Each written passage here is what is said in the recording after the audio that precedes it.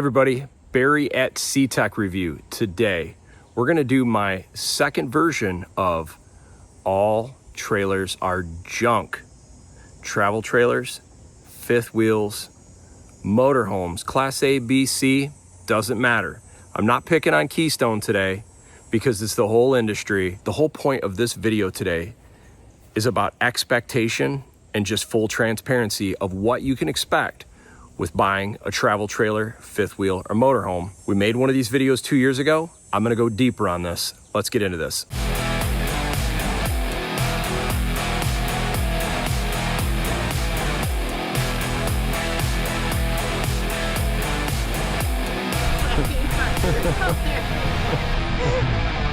All trailers are junk. I'm serious. All of them. Low quality. You're going to have problems. You better know how to be a mechanic.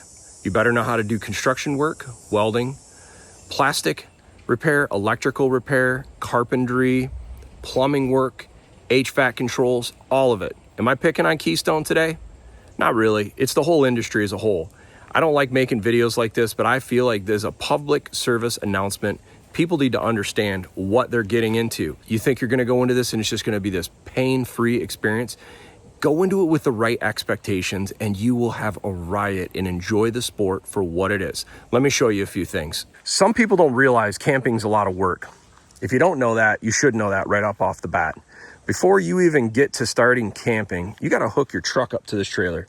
You gotta make sure the hitch is set up correctly, the weight distribution set up correctly, your tires are filled up with air. I typically wash my trailer before and after every single time I go camping. I wanna get bug debris off of it. I just wanna get any black marks off the side. I check my tire pressure monitoring. I like running the TST 507s for tire pressure monitoring. This is the only system I found that'll last more than a few years, and it's reliable and it's quick going down the road. Purpose of this whole thing is letting you know how much air pressure is in these tires, because if these tires get below the cold min pressure, which for these tires 65 psi, you got a hot day that's 85, 90, 100 degrees, hot asphalt, you pop a tire. You know what happens when you blow one of these tires out? You destroy the side of this camper. You're gonna rip this slide out, you're gonna mess up wiring, it's gonna set up for a bad and expensive time. Tire pressure monitoring, that's gonna make your life easy and safe, and I definitely recommend this brand. I've tried other aftermarket solutions. I've not had luck like I have with this one. Secondly, weight distribution. I've tried WaySafe, I've tried Equalizer, I've tried Curtis, I've tried Blue Ox, I've tried lots of different brands. I like this setup actually, and I like it because this is lightweight and you almost have infinite adjustability. It's a really nice feature. I highly recommend it. Made in America, easy to work, easy to adjust, works. You don't need any tools to set this thing. After it's set up on the trailer, you don't need any tools to adjust it from vehicle to vehicle. Pins are adjustable. This is adjustable with the handle. Next thing, making sure before you go each time, your propane is full. Making sure, in this case, this has got a pretty exotic solar setup, making sure the batteries and the panels are working correctly. Another thing I recommend, this is all about making the experience more enjoyable. I run a little cover over the top of my electric stabilizing hitch, so water, snow, any debris, nothing goes on this. Let's go down the side a little bit. Other little basic things you can do to make life easier. Get covers for your steps. These have been out a few days, but this will keep dirt from going inside the trailer. Next thing, these silicone mats capture water, dirt, keeps it out of the trailer. This trailer right now is fully off the grid. What we're running off is solar. I'm gonna show you a few other things. See this right here? Get a trailer with 2 air conditioners. Want to know why? Because one of them is going to fail. And you might even have both of them fail. Guess what? I've had that happen multiple times on multiple brand new trailers. And I don't care what the brand is. These are GEs. This is a brand new unit, just installed. That one failed about a year into ownership. This one here, the recirc was not set up correctly from the factory, and it just kept recirculating the air and froze up. Easy fix, dealer took care of it. These privacy blinds, they loosen up. Not a big deal. You can tighten them up on the side of the wall as long as they don't rip out of the wall. These doors here, they work actually pretty good. Gives you a little privacy, works okay, but all it takes is one trip and you don't have this latched on, rips off the wall. Now you got a mess. Done that before, not in this trailer, thankfully. Lighting. This LED lighting in this thing works really well. Refrigerators. This one has been good. Our last Furrion was pretty good too. 12-volt refrigerators, from my experience, work better than the traditional And this is a highly debated topic, but what I like about the 12 volt more is you get more space. They get cold quicker and they use less energy, and they work really well off the grid for solar. Downside is there's only one type of energy to control this, whereas the old school style was gas and electric. So you could do propane if you ran out of electric, but I've been pretty happy with these. TVs, this is a pretty unique animal. This one's a 12 volt TV. Why? Because this trailer is set up for full off the grid camping. All I got to do is install one more battery and a small upgrade to the inverter, and I can run air conditioning even off my solar. But as it stands, I can run everything in this trailer, minus the air conditioning, off the grid. And I've done it. It works really well. Carpetless slides. This is the way to go. It works really well. But now I'm going to show you some things that I've had problems with trailers in the past. Hinges and these things kind of falling apart. I've had this trim work come off. I've had the framework not make it a week. This one was rebuilt like day one. I knew what to look for. Sure enough, it was failing. We had this shelving right here. First time use, that was falling apart. It had to be fixed. Shelving behind here had to be fixed. Seal in the toilet from the factory. I did this on a camping trip. The seal was bad. It wouldn't hold water, so you get just nasty smell coming up from the black tank. Gross. I've had these heads fail. I've had these leak. Not on this one. Grand design. I've had these fans fail. This is an upgraded one. Works just fine. I've had these sinks leak. Our friend has a new trailer, and they had their tub actually crack. This is a pretty good one. It feels really solid, but I've seen some that are not solid. Doors. These ones are actually pretty nice, magnetic, decent. This is like a nice decor trailer in that regard. I've seen these ladders fall off the sides. This one's pretty solid, actually. Obviously, don't exceed the 300-pound load rating. And this one actually came with pretty decent mattresses, and then this folds up as well. The lighting in this trailer is actually pretty decent. These sofas are pretty decent. This one folds into a bed. Some other things of maintenance that can make your life better in the future.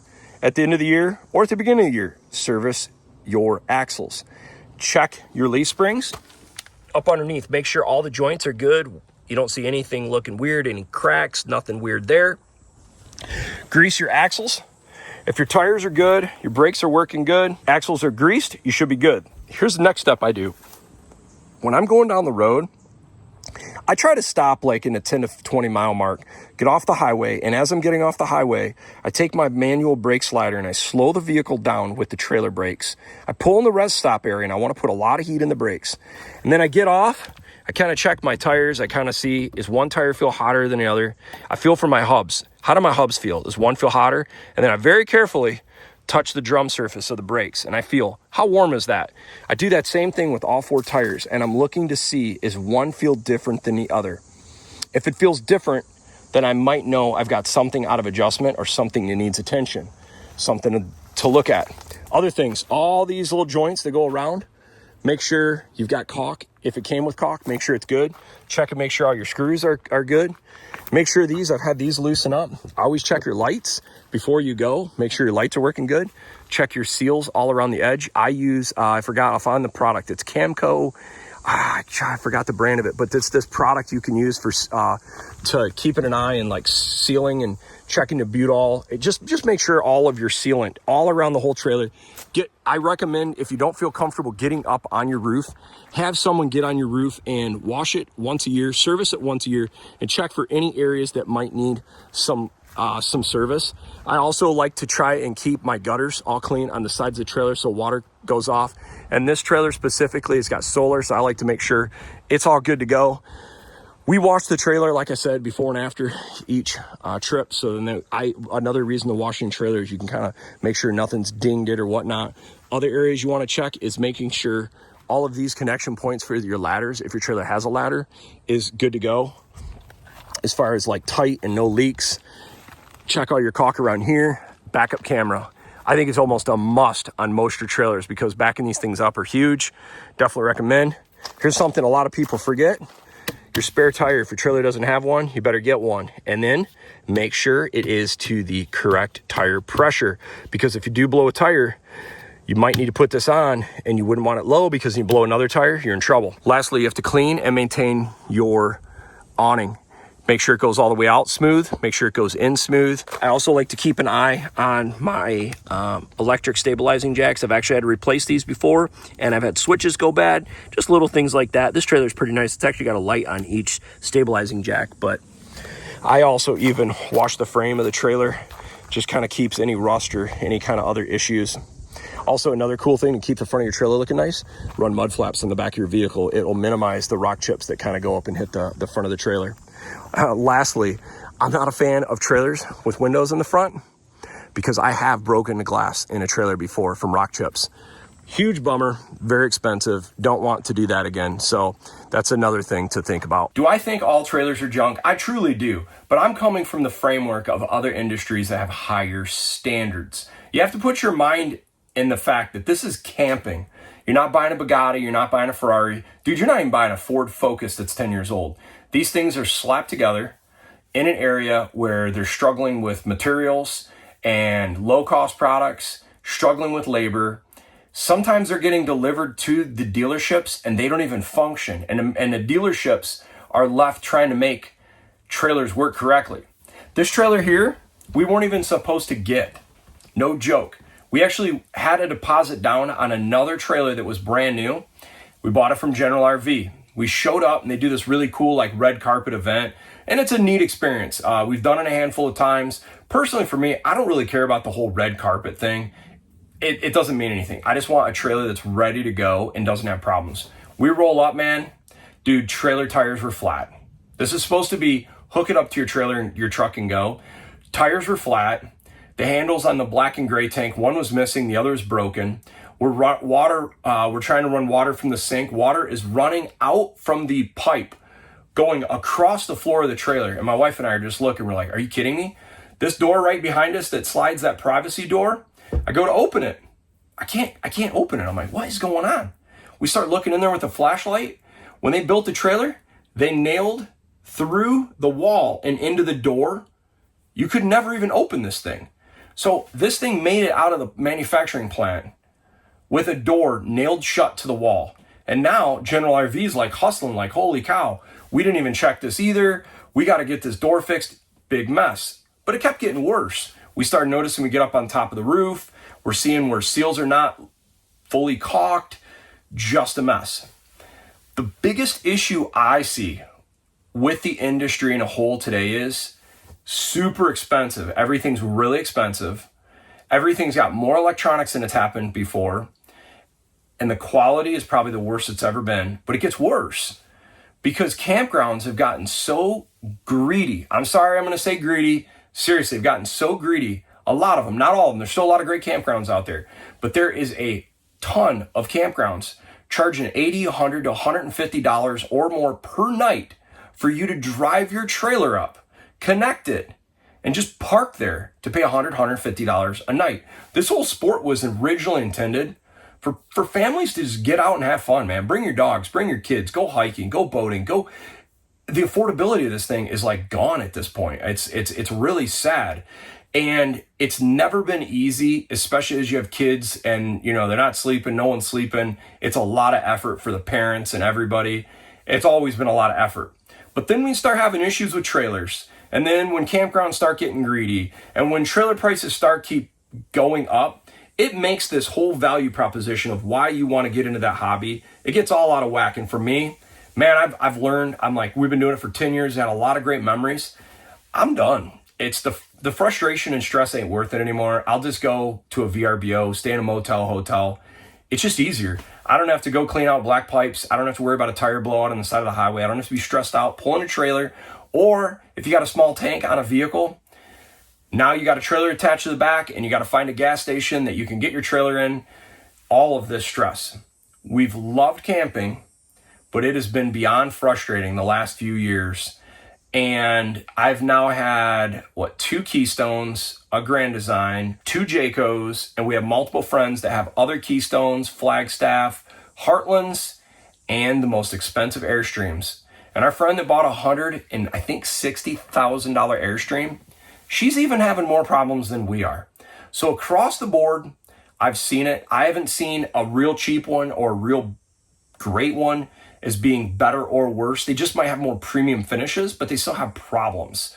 That's what I've seen. I will say the best trailer we've had that's been the most problem-free was our Coachman Freedom Express. I would buy one of those again, actually. I like that they use Asdel wall construction. Supposedly it won't delaminate, so it's supposed to hold up better. Air conditioners never failed, tires never failed, brakes never failed. We never had any interior trim panels falling off the wall. We never had shower issues, water heater issues, furnaces worked, air conditioner never failed, refrigerator always worked. It actually was okay. So I kind of wish at times we never sold that trailer. But we decided at the time we wanted to go to a fifth wheel. Fifth wheel camping is awesome. Once you get to the campground and you're set up, it's this big, awesome camping experience. If you tow long distances, nothing beats a fifth wheel. Actually, yes, something beats a fifth wheel. Getting on a plane and flying somewhere makes it a little easier. But if you're going to travel distance, the fifth wheel towing experience versus bumper pull, it's phenomenal.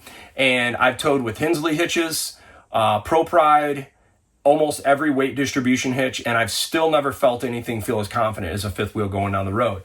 But there's pros and cons. Fifth wheels also come with their challenges. I'm not a fan of backing them up. I'm not good at it. I can back a travel trailer into about anything, no problem. But man, a fifth wheel, I struggle. Point of this whole video is, I want you guys to go in when you're gonna go buy your new or used camper to be educated. Look at things. How do the floors feel? They feel spongy? If it is, maybe they have water damage. Luckily, that's one issue I've never had. Do the air conditioners work? Check it. Does a hot water heater work? Check it. Do you have pressure? Does the 12-volt pump work? Does the refrigerator work? Make sure the freezer works. Does the outside, if it has an outside kitchen, does everything work out there? Just make sure, do as much due diligence as you possibly can. Also, I recommend if you go into it with the right frame of mind, and you can work on things yourself while you're on a camping trip, dude, enjoy it. It's truly awesome. We've watched both of our boys learn how to ride a bike. Great memories. Caught their first fish. Seen cool places all across the country. It's been some phenomenal memories. But it's also been a lot of memories of stress. And imagine you've waited for this trip on 4th of July. You're on your way up and you blow a tire on the way up on a trailer. It destroys a wire harness on a slide, and now you're disabled with maybe you don't have air conditioning, or maybe you have to manually crank out your slide, or maybe you can't even get your slide out. And then you get up there and your air conditioner doesn't work, or your hot water doesn't work, or you've got a leaky black tank or something like this. And it just ruins the whole weekend. And then you're so tired, you come home and you go back to work on Monday and you're like, dang, I just went away from work on a holiday to work. Go into it with the right frame of mind and you will enjoy the sport. A lot of us have gotten out of the sport in the last few years, and especially if you look at some of the guys in the G4 podcast, G5 podcast, I think all of us have sold or are selling our trailers just because stages of life, we just don't have time to use the trailers much. And when we do, we don't want to work on them. We want to just go somewhere and enjoy it. But I think it's important. I really think if you do your homework, you can minimize your risk and enjoy the experience. But if you go in thinking you're buying an Airstream for 140 grand, this is going to be an awesome trouble-free trailer, you might be disappointed. Or the most expensive Grand Design, you might be disappointed, because I've seen the highest level and the lowest level of these brands have problems. It doesn't seem to matter if it's expensive or not, problems potentially happen. Anyhow, guys, I just wanted to add a second version of this video I did a few years ago, because I've just seen so many people at the campground this year frustrated, and they just didn't have a good frame of reference. They just didn't know what to expect. They're like, man, I'm just going to go buy a camper. It's going to be all humpy dumpy and everything's great, and we're going to enjoy it. And they get into this and like, dude, this sucks. Towing this thing's not fun. The effort of it's not fun. And then my trailer is not working correctly. Now I got to deal with the dealership. And the most frustrating part about this whole thing of trailer ownership when you have a problem is, the dealership probably won't take responsibility if there's an issue. They're going to blame it on the manufacturer. And then the manufacturer is going to come back and say, that's not our air conditioner that failed. That's GE. That's Furrion. That's Coleman Mach, one of the brands. Nobody takes accountability to fix it. But at the end of the day, you're buying a trailer. It just happens to have these components. And I come from the mindset of automotive. I can't imagine buying a Ford truck and going to the dealership and it's under warranty, and I'm like, hey, I'm having issues with the tire. And the dealership's like, hey man, We just sell the trucks. We don't warranty it. You need to call Ford Motor Company. And then Ford Motor Company's like, hey, dude, we're really sorry. That's a Goodyear tire. You need to call Goodyear Tire. We don't monitor this. Or your brake rotor fails or something under warranty. As much frustration as there is in the automotive industry, there's even more in the travel trailer industry, because at least you can get a little bit of help at the dealers and at the manufacturers. And it's no knock on travel trailer dealers, because there are great dealers out there that help, but their hands are tied with the manufacturers. And then the manufacturers are going to just pass it off on the manufacturer of the air conditioner. And then the air conditioner company is going to say, dude, we designed this air conditioner to the specs of GE. They assemble it. Well, they didn't assemble it right. And here you are, the customer, saying, I don't care who assembled it. My air conditioner's failed and it's 1 year old. Fix it. And everyone just does this circle. And you have to fight and deal with this whole thing. If you can go in it with the right mindset of knowing this is a potential possibility, you're going to love camping. Sorry, this is not my normal excited, cheery video. It's just been frustrating, and I just want to share from my platform to help others. If they're on the fence, just do your homework, because I'd hate to see someone spend a bunch of money on something and then be frustrated. Our trailer's been, for the most part, good to go, but I also kind of know the things to look for. It's just we don't have time to really do it anymore. And because of that and all of the other stresses of life, it's probably time for us to take a little break and reconvene in a later time. I hope you enjoyed the video, guys. Feel free to leave some comments down below. Curious your take on this industry. Thanks for watching.